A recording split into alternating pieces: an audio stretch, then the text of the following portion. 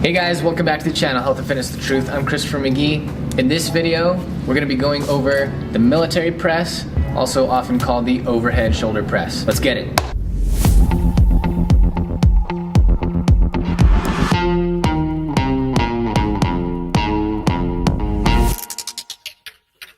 All right, let's jump right into cues for movement on the military press.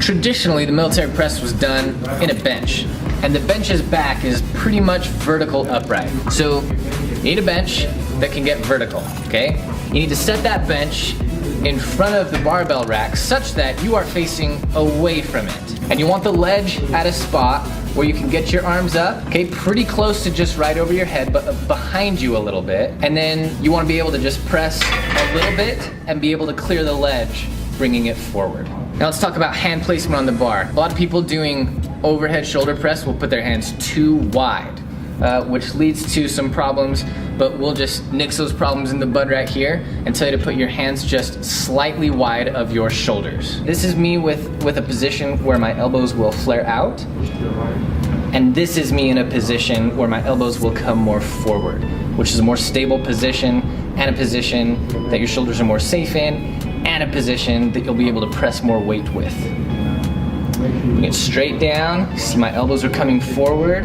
Bring it just right under my chin. If I flop it against my chest, then I've taken tension off of my shoulders, and I don't want to do that. I want to maintain the tension in my shoulder muscles.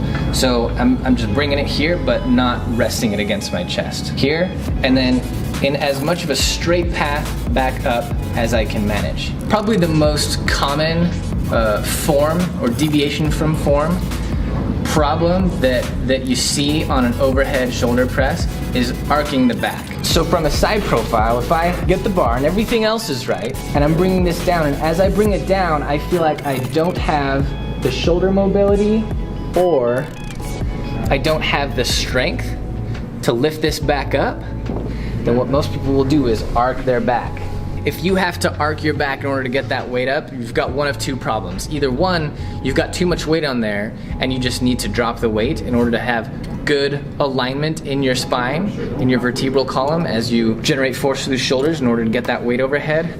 Or you have super tight lats. Imagine a rubber band from the front of my humerus attaching to my low back here, right? Imagine a rubber band that's so tight that as I move forward, it forces my spine forward as well.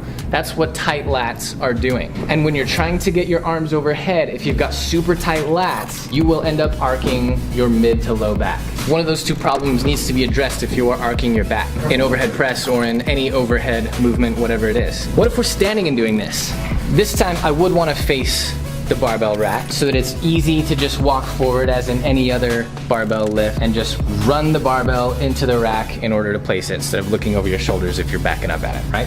So I'm facing it. I want it at a point where I can get just a little bit of lift, and I will clear that ledge without having to go up on my toes or hike my shoulders. And same thing, hands just slightly wide of shoulders, and I want it to take a clear path up, and I want to have my elbows pointed forward. They will naturally go wide toward the top of this, because they have to. But I'm not flaring them out this way, right? Unstable shoulder position, unfavorable angle of push for your shoulders, okay, to flare the elbows out. Okay, and notice that I'm still not arcing my back. So the back is still in line with my shoulders straight overhead. And my arms should be pretty much at my ears. If I'm here, pressing overhead, if I want it to go in a straight path, I'll essentially need to get my head out of the way, and then I need to replace it straight under. One mistake a lot of people make is they call it putting your head through the window, and there's this window created by my arms and my shoulders and the barbell, and people will do this, which is an unnecessary movement, and it's not in line.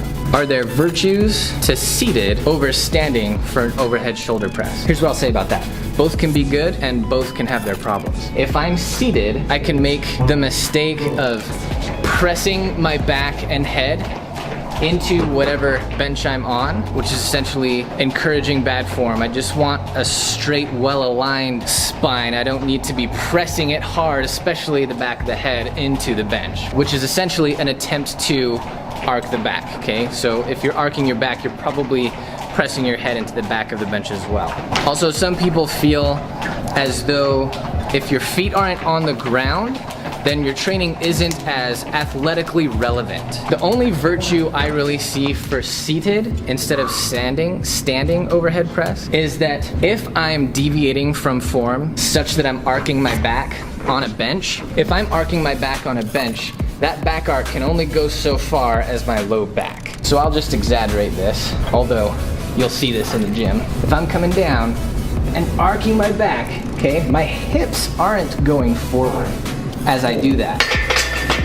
If I'm gonna arc my back while I'm standing, that low back arc can be greatly exaggerated because I can push my hips forward, and in pushing my hips forward, I've exaggerated that low back arc and I've made it much, much worse.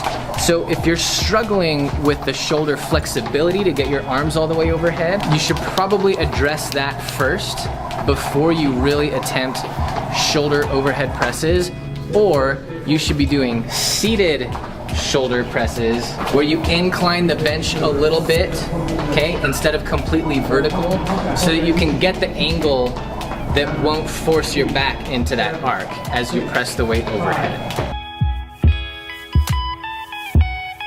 All right, friends, let's go over origin and insertion points of the prime movers. We'll just group those two parts of this video together. What you're looking at in terms of prime movers is really the deltoids, which is the cap on top of your shoulder, and you're also looking at your triceps, which is the back of your upper arm.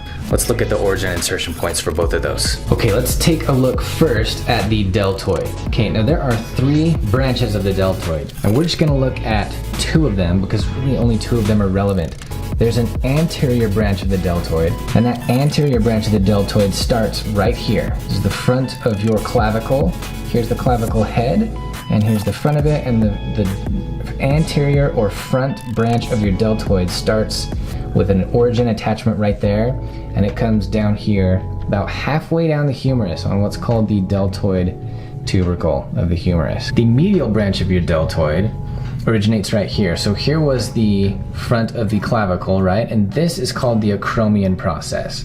The acromion process is really what happens at the end of the spine of the scapula. And that medial branch of your deltoid is attached right on here and extends back just a little bit onto the spine of the scapula. And of course it comes down to the same insertion point as that anterior branch of the deltoid. Now there's a posterior branch of the deltoid, but since in an overhead press, as we talked about, your arms should really be in front of you, since your elbows should be in front of you, the tension is really brought to the front and the medial of those branches of your deltoid. The posterior deltoid is a lot more relevant in things like a row, which I absolutely should have mentioned as one of the prime movers in the bent over barbell row, but obviously I wasn't thinking when I did that. Okay, but those are the 2 deltoid muscles that we're looking at, or rather the 2 branches of the deltoid muscle that we're looking at as prime movers and their origin and insertion points. Let's look at the triceps. We'll just turn Ozai around and look at the back of his arm. So your triceps have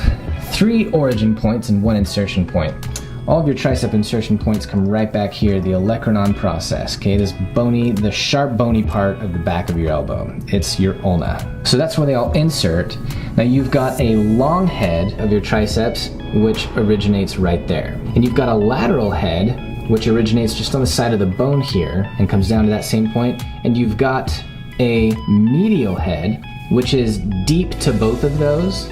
It's under the long and the lateral head, and it originates off the more distal part, or the further down from the top part of the humerus, just right against the bone, and of course comes down to the same point. So that's what we're looking at. We're looking at the front and medial aspects of your deltoid right here that are active, and we're looking at your tricep along the back of your arm. Anytime your arm is going from bent to straight against resistance, as in the case of an overhead press, your triceps are certainly a prime mover there. There you have it. All right, guys, thanks for watching. Hopefully that helped you know a little bit better how to approach the shoulder overhead press or military press. If you have any questions or comments, let me know. If you liked this video, please let me know. Hit that like button. If you think it could help anybody you know, share it. Hit that subscribe button. You'll stay up to date on all the good education I'm giving on health and fitness. We'll see you guys in the next video.